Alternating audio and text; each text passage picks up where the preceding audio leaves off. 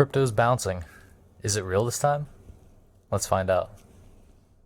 Welcome back, everyone. Today we're going to be taking a look back at Bitcoin and the broader cryptocurrency market and see what I'm thinking based on the technicals here. Starting out here on Bitcoin here on Bitstamp, I do want to point out that we are still living within the means of a downtrend with this confirmed lower high coming in yesterday somewhere around 11 a.m. Eastern Standard Time. Currently we've come back down, tested back in the 35K region, and we're getting a nice bounce from that area, also lining up with the 100 EMA here on the 4 hour. This is a fairly nice bounce, and I do still see us consolidating within this range for at least the next two candle ticks, potentially more, depending on how far they want to fill this triangle out. But until we get breakage to either side, I am expecting this just to stay within this range, as I said. Like I said, whichever side this breaks out to, that is going to define, in my opinion, the next couple of months of price action. At least 1 month, maybe 2 months of price action are going to be, in my opinion, played out after the resolution of this triangle. If you were looking at this from super macro, I guess you could kind of consider this to be a bull flag, but you'd have to be super zoomed out, maybe even like on a daily. On the daily, I guess. Yeah, so I mean, technically you could consider this as a bull flag. Nice little reaccumulation before another pop back up, and that is some nice buying volume on this bottom here. I do like that. Consecutive higher lows, also a good sign of the current uptrend, but still living in the means of lower highs of a downtrend. So really, we're just waiting for resolution of this triangle.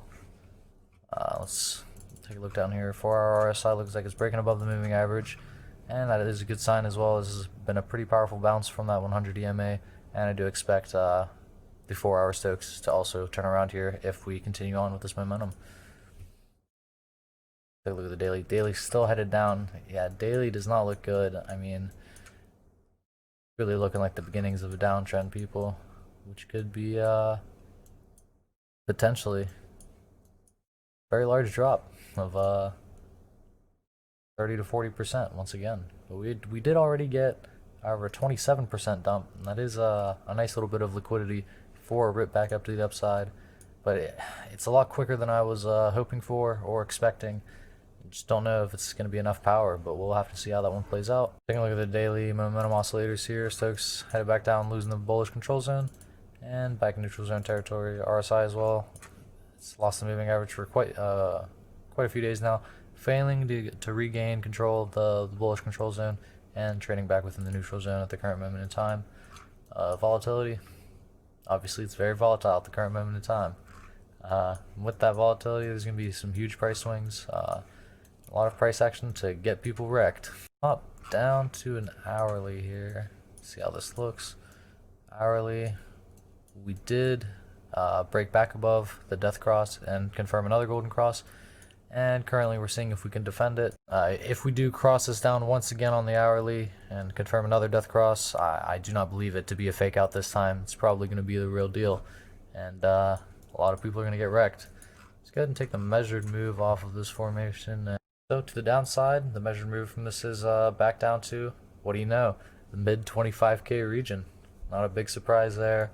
That is what a lot of people are looking at. And inversely, to the upside, we're looking at about 48.9K if we were to break this formation to the upside.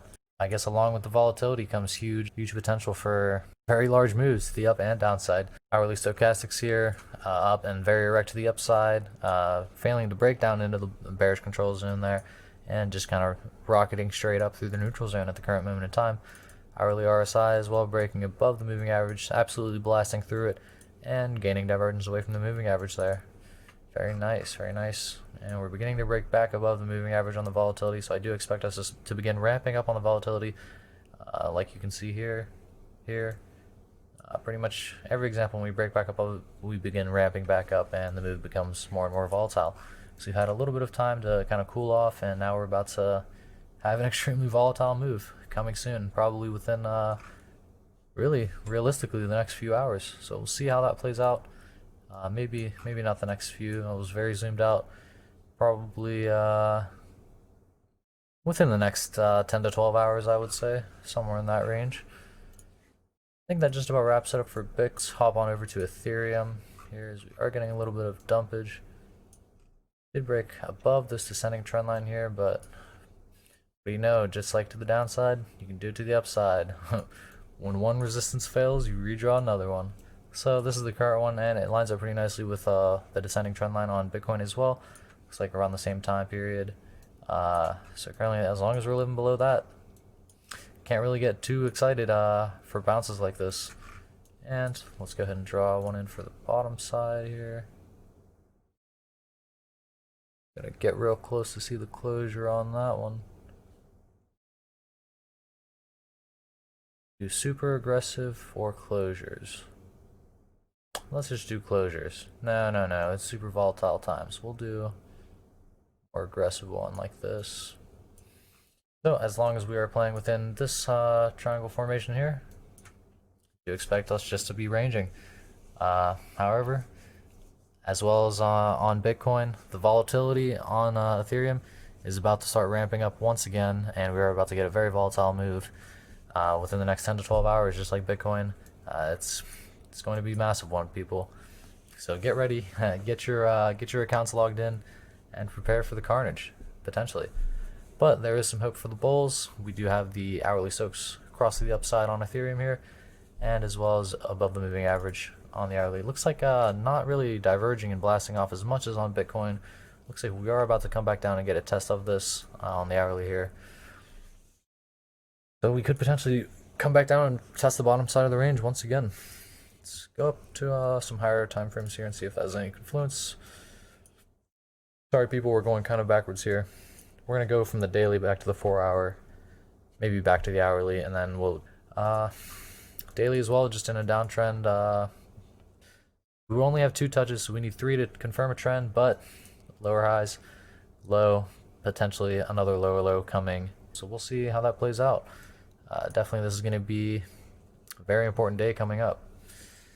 Very important day indeed. Daily soaks cross down, living below the moving average on RSI, as well as in a downtrend. So in the more medium term, looking at a more long-term chart like the daily here, this looks bearish to say the least. While we have had a pretty impressive bounce from the bottom here, 38% if we were looking at the local high, around 30% if we're looking at the current moment in time. But while it is a fairly nice bounce, this could get no continuation, no follow through, and we could just fall on over again and continue lower. And with that on Ethereum, I am targeting larger loss than Bitcoin, just because of how volatile this asset is and how much smaller the market capitalization is. But if Bitcoin were to come back down to that 25k region and play out a 30 to 40% move to the downside, let's go ahead and map out maybe a 50% move to the downside and see where that brings us. Brings us down to about the 650-ish region. So if we were to turn around from here and have a macro move to the downside, I would be targeting areas down there, and then we can start talking about reversals. We'll have some bounces along the way, like here, one of the previous highs and SR flips from the previous bull rally, and some of these blue box territories down here along the way as well. But ultimately, really until we start looking at like these larger volume nodes down here, I really wouldn't be trying to call any reversals along the way down. I do not catch knives, and neither should you. Go ahead and take a look at the 4 hour here. 4 hour, this does look bullish. I mean, we are in a technical uptrend here. Higher lows, higher highs, and we are rallying off of currently the 50 EMA, respecting the golden cross, getting a nice touchdown there. Nice closures on top of it once we regained it after here. So very nice, very nice. Let's look at some times previously we bounced off of it. It's like we've got a wick down to it here, a few more wicks down to it here, closures here, and that was after we broke back above it from this consolidation range, or should I say downturn. So it looks pretty bullish in the short term, so we'll see. We'll just have to see how this one plays out, if it breaks it bullishly like we were looking at on Bitcoin, as well as on, I believe, I guess they got deleted, unless they were on the hourly only here. Yeah, and they are. Until we get a breakage of either the upside or the downside out of this triangle, as well as on, let's see where we have it drawn at. Those, here it is. As long as we're living as well as within this triangle here, I do expect this just to range, and whichever side we break and begin getting hourly, and really for confirmation, I would prefer 4 hourly closures outside of this triangle. That would be the time that I flip bearish and start looking for shorts. But I think that just about wraps it up for this one, guys. If you enjoyed or learned something, drop a like, as always, and peace out.